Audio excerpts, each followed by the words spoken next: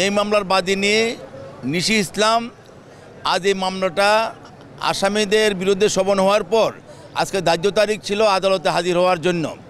এখানে 10 এবং 11 নম্বর দুইজন আসামি তারা আদালতে হাজির হয়ে জামিন প্রার্থনা করেন। আর বাকি যে 1 নম্বর আসামি যে মোহাম্মদ আলী এবং তার 3 সন্তান তারা আজকে আদালতে হাজির হন নাই, এবং ডিবি হারুন সহ যারা এই অপরাধের সাথে জড়িত তারা কেউ হাজির হন নাই। আমাদের সাবমিশনের প্রেক্ষিতে এবং নিশি ইসলামের বক্তব্য শুনে মাননীয় আদালত সন্তুষ্ট তাদেরকে ওয়ারেন্ট ইস্যু করেন এবং বাকি 2 জনকে কন্ডিশনাল বেল দেন। তাদেরকে আমাদের যে অভিযোগ ছিল, নিশি ইসলামের যে অভিযোগ ছিল যে ওনাকে অন্যায়ভাবে ফোন করে ডেকে নিয়ে এই বাড্ডা থানার যে ইন্সপেক্টর নিরস্ত্র আসেন নাম্বার 10 এবং 11 ছিলেন সাব ইন্সপেক্টর শাহ আলম, এই তারা ওনাকে অন্যায়ভাবে ফোন করে ডেকে নিয়ে ডিবিতে আটক করে ওনার কাছ থেকে কিছু স্বাক্ষর নিতে চেয়েছিলেন জোর করে কিছু কাগজপত্রে, এবং এই যে 1 নম্বর এই যে আসামিকে তালাক দেওয়ার জন্য বলেছিলেন যে আসামি নিজেকে তার স্ত্রীর নাই দাবি করে ওনাকে ফুসলিয়ে বিয়ে করেছিলেন, তো ওনার সাথে প্রতারণা করেছেন। সুনির্দিষ্ট অভিযোগ ছিল, স্পেসিফিক এলিগেশন ছিল, যার প্রেক্ষিতে এই এবং মেহরা আফরোজ শাওনের দ্বারা প্রভাবিত হয়েছিলেন ডিবি। আপনারা জানেন মেহরা আফরোজ শাওনকে, সে হলো স্বৈরাচারের দূষর।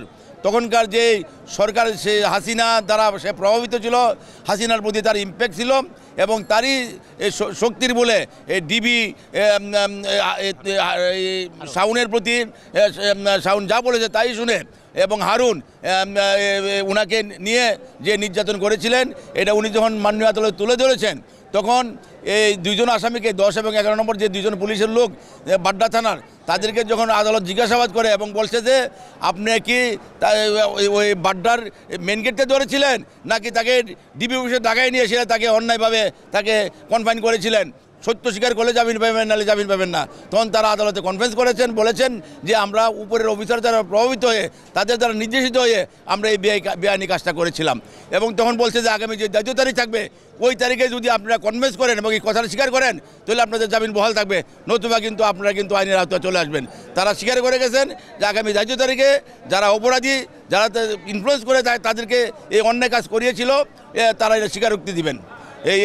এই কন্ডিশনে তাদেরকে প্রথমে বাদীর জিম্মায় জামিন দিয়েছিলেন, পরবর্তী সময়ে আমরা জিম্মা নিতে আগ্রহ হয় না, রাজি হয় নাই, পরে জিম্মাই গেছেন। কিন্তু কন্ডিশন হলো যে এটা সত্য কথা আগামী তারিখে বলতে হবে ওদের সামনে, নতুবা আইনের আওতা আসবে। তো আমরা মাননীয় আদালত আজকে আদেশ দিয়েছেন, আমরা আদালতের প্রতি শ্রদ্ধাশীল, আদালতের আদেশের প্রতি আমরা সন্তুষ্ট হয়ে আমরা এই আজকের আদেশ আমরা মেনে নিয়েছি।